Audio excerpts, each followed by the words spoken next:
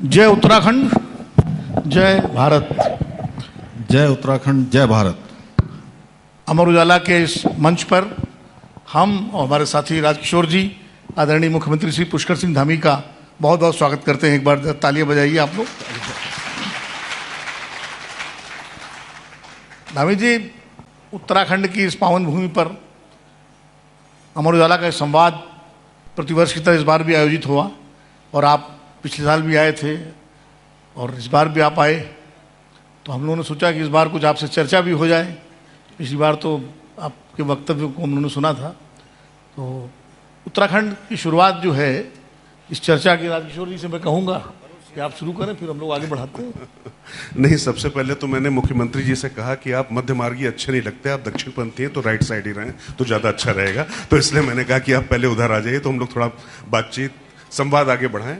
और कुल मिला के दरअसल अगर धामी जी के बारे में काफ़ी कुछ अभी आदरणीय पंचोली जी बोल चुके हैं, तो मैं बहुत ज़्यादा परिचय की आवश्यकता नहीं है, लेकिन ये जरूर कहूँगा कि उत्तराखंड को लेकर तमाम मिथक थे, तमाम वर्जनाएं थी, जिनको ध्वस्त करके धामी जी न सिर्फ 5 साल का कार्यकाल पूरा कर रहे हैं, दोबारा सत्ता में आए और एक्सीडेंटल चीफ मिनिस्टर से लेकर भारतीय जनता पार्टी के शीर्ष नेतृत्व के विश्वस्त और यहाँ के सबसे कद्दावर नेताओं तक पहुंचने का जो सफर है, काफी मुझे लगता है कि उसकी जितनी सराहना की जाए कम है। तो एक बार अमर उजाला संवाद के लिए समय देने के लिए बहुत बहुत धन्यवाद धामी जी आपका। लेकिन प्रश्न मेरा सीधे ये है, हमारी थीम है ग्रीन, और जब हम उत्तराखंड की जब बात करते हैं तो हरे भरे में आते हैं। बिल्कुल बिल्कुल। तो विकास का विनाश और ये जो हरियाली, इसके बीच में जो बैलेंस है, यहां से मैं चाहता हूं शुरुआत करें, बाकी फिर विनोद जी आगे से मानेंगे।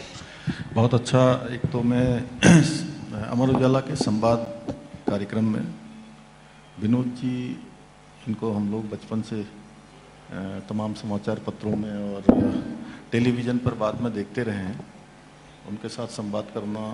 और राजकिशोर जी से तो बहुत आत्मीयता रही है, वो जहाँ जहाँ भी रहे देश में, और भले ही उनके सवाल थोड़ा तीखे और चटकदार होते हैं, लेकिन वैसे व्यक्तिगत रूप से बड़ी हमारी मित्रता है। मैं आप दोनों का बहुत अपनी ओर से यहाँ स्वागत करता हूँ। और जितने भी महानुभाव आए हैं, जितने गणमान्य व्यक्ति आए हैं अमर उजाला के संवाद कार्यक्रम में, उन सबसे भेंट होती है।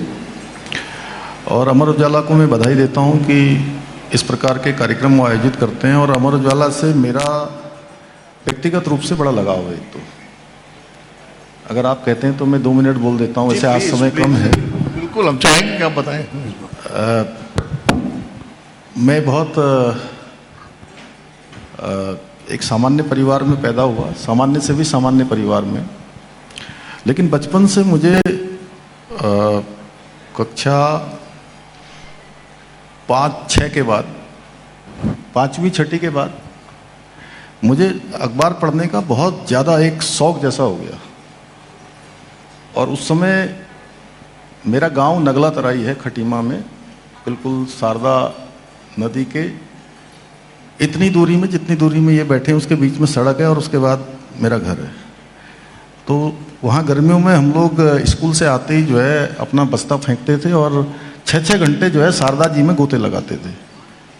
और उसके बाद जैसे ही शाम होती थी तो शाम को हम अखबार पढ़ने के लिए, मैं ज़्यादा और मेरे साथ भी कुछ लोग और भी जी, लेकिन अखबार उनको मिलता था जो लोग उस चाय की दुकान में चाय पीते थे या बंद समोसा खाते थे जी। तो उनके लिए अखबार आता था। बिल्कुल। एक ही अखबार आता था, शाम तक जो है पूरा वो, उसके कई बार मुझे लगता है सैकड़ों लोग पढ़ चुके होते थे, और अमर उजाला ही आता था। कैसे ना, पहले अखबार पढ़ा नहीं जाता था, चाटा जाता था लोग अखबार एकदम। अरे नहीं, उसमें विनोद जी मैं आपको बताऊं कि क्या होता था।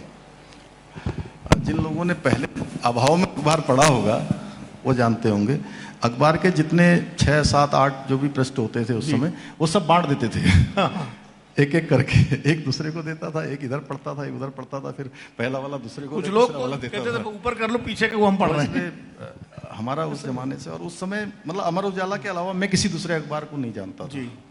तो अमर उजाला के इस कार्यक्रम में आना और आप सबसे संवाद करना, और फिर ये हरे की बात करना, सच में बड़ा अद्भुत है। और हमारी जो थीम है हमारे प्रधानमंत्री आदरणीय मोदी जी की भी, कि विरासत और विकास दोनों साथ साथ बढ़े। तो हमने उत्तराखंड में देखिए GEP लागू किया, सबसे पहले शुरू किया है। जैसे देश में बहुत सारी चीजें हमने सबसे पहले शुरू की, GEP जी, ग्रॉस एनवायरमेंट प्रोडक्ट, कि मतलब हम कितना जो है विकास के लिए कितनी चीजों को किस प्रकार से उसके साथ एक समन्वय स्थापित कर रहे हैं, यानी कि इकोलॉजी और इकोनॉमी, और साथ में अब टेक्नोलॉजी को भी हमने जोड़ा है। तो तीनों का समन्वय करते हुए हम आगे बढ़ रहे हैं, क्योंकि राज्य के अंदर आप देखते ही हैं हमारे यहाँ जिस प्रकार की भौगोलिक परिस्थितियाँ हैं, वो भौगोलिक परिस्थितियाँ बहुत कठिन हैं। हर वर्ष हमको अनेक प्रकार की आपदाओं का सामना करना पड़ता है।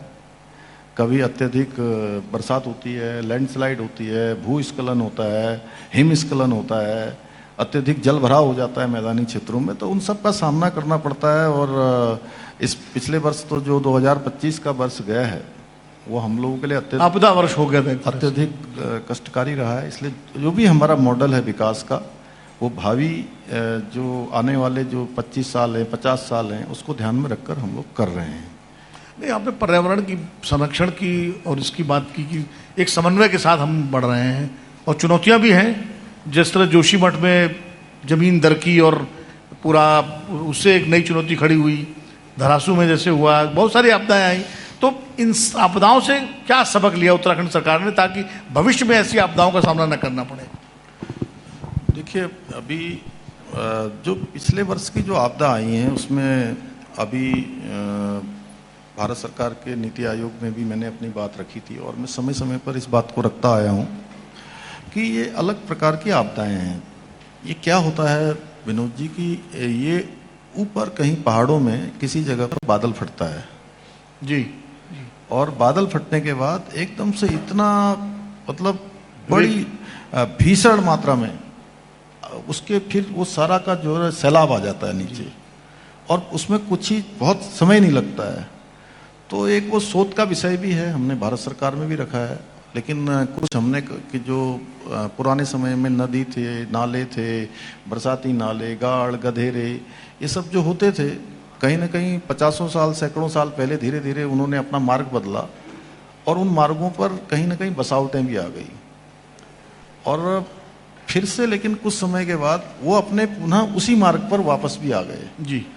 तो इन सब चीज़ों का ध्यान रखते हुए इस पर जो राज्य सरकार की तरफ से करना है, और आपदा के लिए जो तत्काल राहत पहुंचानी है, क्विक रिस्पांस सिस्टम है, उस सभी को हम एक्टिवेट कर रहे हैं। हमारा आपदा प्रबंधन का काम जो है बड़ा मतलब त्वरित गति से हुआ, अच्छे प्रयास हुए, और जो हमारा सिलकेरा टनल का रेस्क्यू था जी, जिसमें 17 दिनों तक 41 मजदूर भाई फंसे रहे, बसे मतलब जीवन और मृत्यु के बीच संघर्ष में फंसे रहे, और वो उस मॉडल को ब्रिक्स सम्मेलन में भी जो है उसको उदाहरण के रूप में पेश किया गया। जोशीमठ का मॉडल है। इस वर्ष, पिछले वर्ष जो आपदा आई, सभी स्थानों पर त्वरित रूप से जाना हो, पूरे प्रशासन ने, हमारे जनप्रतिनिधियों ने, सब ने मिलकर, स्थानीय लोगों ने मतलब एक आपदा में मैं सच में कहूँ तो बड़ी मिसाल पेश की, क्योंकि किसी भी सरकार के लिए, किसी भी प्रशासन के लिए आपदा एक ऐसा विषय होता है कि आपदा आती चाहे जैसे भी हो, आपदा के लिए कोई जिम्मेदार नहीं होता है। लेकिन समय भी नहीं होता है। हाँ, लेकिन उसमें वो लोग ऐसा मानते हैं कि जो लोग उस समय में प्रशासन में जिम्मेदारी में हैं, या सरकारों में जिम्मेदारी हैं, या जनप्रतिनिधि चुने हुए हैं, उनके लिए चूंकि भरोसा होता है उनको, तो वो कहीं ना कहीं उनके ऊपर गुस्सा भी होता है। लेकिन मैंने देखा कि लोगों ने मतलब जो है इस बात को बहुत सराहा कि सारे लोगों ने मिलकर इस आपदा की घड़ी में, कठिन समय में एक साथ मिलकर काम किया। एक सवाल जो है इस वक्त जुड़ा हुआ है चारधाम यात्रा से। इस समय चारधाम यात्रा का समय है, और चारधाम यात्रा में आप जानते हैं देश विदेश से लोग आते हैं बड़ी भारी संख्या में। एक चुनौती भी हो जाती है सरकार प्रशासन के लिए, एक रिकॉर्ड बन रहा है जिस तरह से यात्री आ रहे हैं।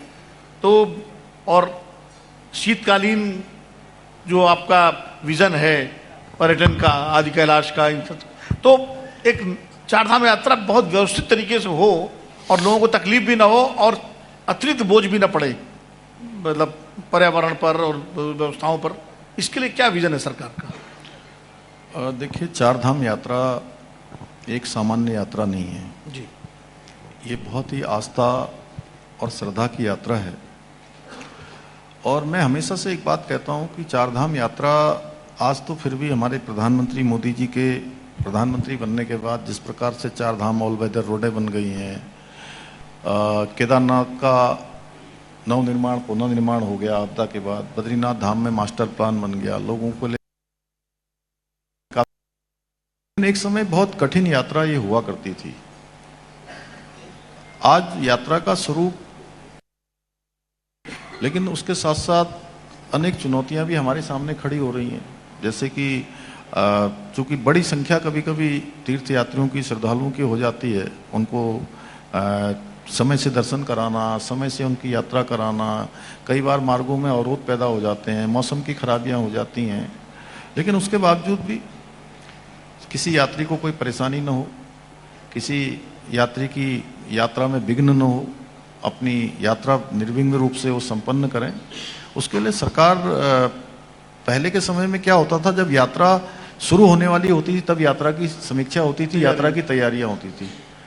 हम लोगों ने एक नया एक संस्कृति कही है, एक शुरू करी है कि जैसे ही 2025 की यात्रा समाप्त हुई, 2026 की यात्रा की हमने तैयारी शुरू कर दी, और उसका परिणाम भी सामने आया। छुटमुट चीजें जरूर, चूंकि इतनी बड़ी यात्रा है, उसको अगर छोड़ दिया जाए तो इस वर्ष यात्रा ने रिकॉर्ड कायम किया है। मतलब अभी तक नंबर्स के लिहाज से 19 अप्रैल से शुरू हुई यात्रा, और ये अभी 19 जून ही हुआ है, थोड़े दिन हुए उससे, 2 महीने कुछ दिन में 40 लाख के लगभग यात्रा हमारी पहुंच गई।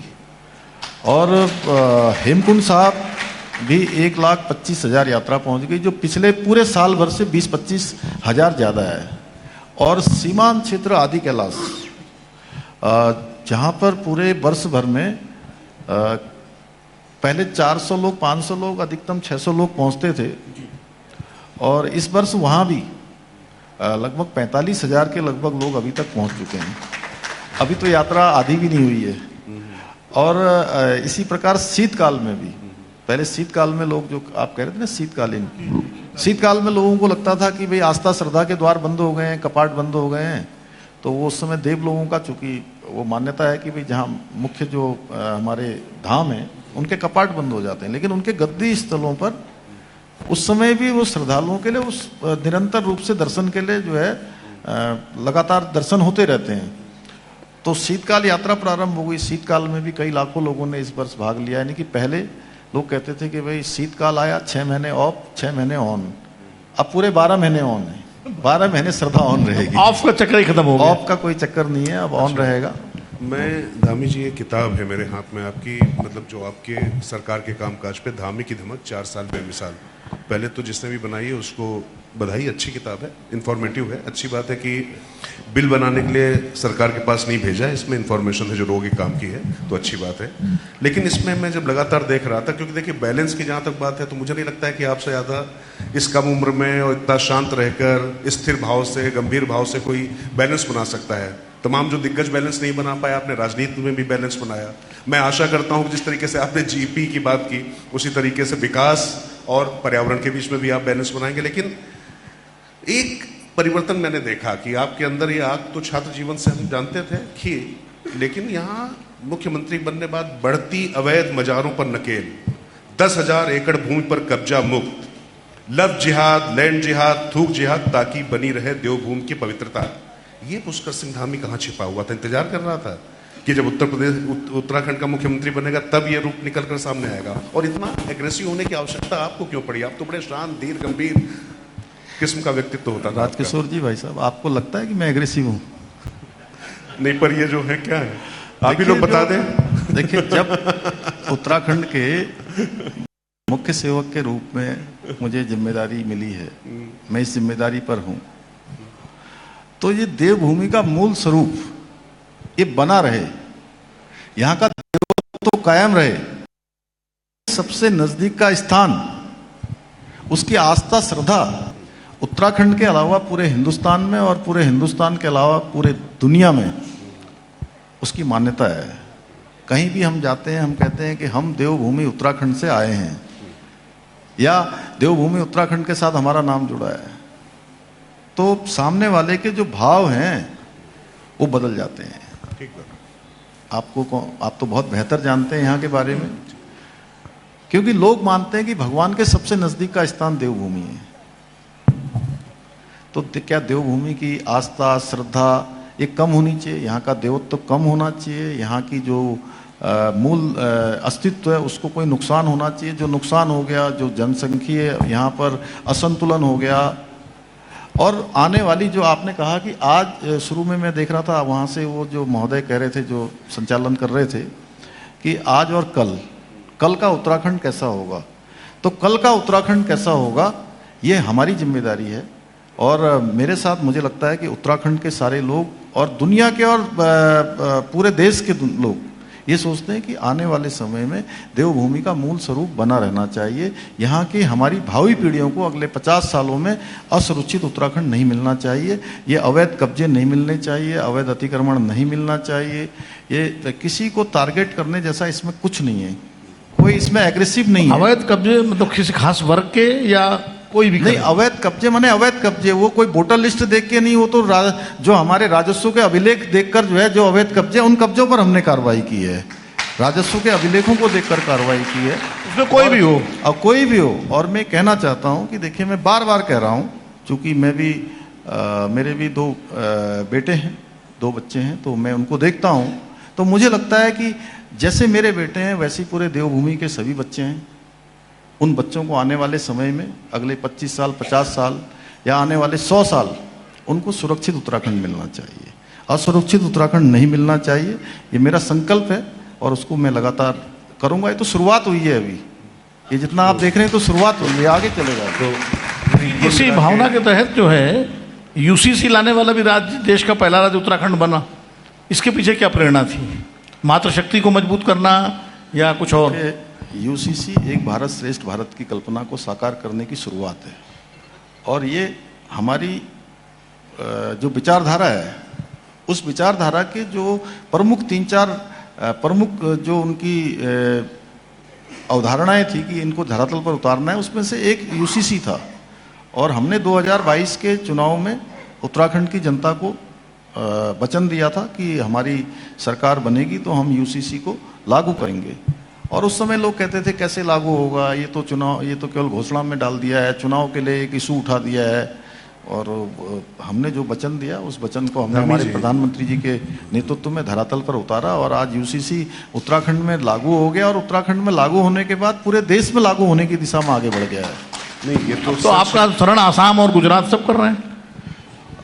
नहीं, देखिए, मैं तो जिस दिन यूसीसी का ये ड्राफ्ट हम बना रहे थे, जिस दिन हमने विधेयक प्रस्तुत किया था, उस दिन मैंने कहा कि ये यूसीसी की जो गंगा है, माँ गंगा की तरह आने वाले समय में पूरे देश के सभी राज्यों को लाभ देगी। और आज वही हो गया। यूसीसी की गंगोत्री भी आपने उत्तराखंड को बना दिया। यहाँ से गंगोत्री निकल गई है अब पूरा देश जो है गंगा सागर में मिलने वाली है। बिल्कुल, गंगा सागर तक जाएगी, जा रही। अच्छा, लेकिन एक चीज है धामी जी, मतलब थोड़ा सा राजनीति से हटकर सवाल, क्योंकि अभी आपने कहा आप एक पिता भी हैं और मैं आपको बहुत लंबे समय से जानता हूँ। देवभूमि की जब हम बात करते हैं तो बात होती है कि देव क्या है, देवभूमि क्या है। यत्र नार्यस्तु पूजन्ते रमन्ते तत्र देवता। तो जब इस देवभूमि में अंकिता भंडारी जैसे कांड होते हैं, जब इस तरीके की बातें होती हैं, तो उस देवभूमि की आत्मा कैसे करहाती होगी। और इस कलंक से बचाने के लिए पुष्कर सिंह धामी क्या सख्त कदम उठा रहे हैं, क्योंकि मुझे लगता है कि जितना महत्वपूर्ण देवभूमि की पवित्रता बनाने के लिए वहां पर अवैध अतिक्रमण है, उतना ही उस स्त्री की अस्मिता मर्यादा उसका उल्लंघन ना हो, ये सुनिश्चित करना है। देखिए, किसी एक घटना हुई और वो बहुत ही दुर्भाग्यपूर्ण घटना थी, और हम सबको बड़ा दुख है कि वो घटना हुई। लेकिन आपको पता ही है कि घटना होने के बाद उस पर कार्रवाई क्या हुई, उसके बाद किस गति से उस पर काम किया गया। जैसे ही घटना हुई, घटना के तत्काल बाद जो भी उसमें 3 आरोपी थे जिनके नाम थे, उन तीनों को गिरफ्तार किया गया। गिरफ्तार करने के बाद जेल भेजा गया, और हमने महिला डीआईजी स्तर की महिला के आईपीएस अधिकारी के उनकी लीडरशिप में एक एसआईटी का गठन किया, और उन्होंने पूरा काम किया। उसमें लगातार लगभग 6 माह 7 माह 8 माह तक लगातार सारे पक्षों से बातचीत की। एक एक व्यक्ति को बुलाया गया, सभी से कहा कि किसी के अखबार में निकाला गया कि किसी के पास भी कोई भी इसके बारे में कोई सबूत हो, कोई बात हो, कोई तथ्य हो तो आप दीजिए, कोई भी आपके पास हो।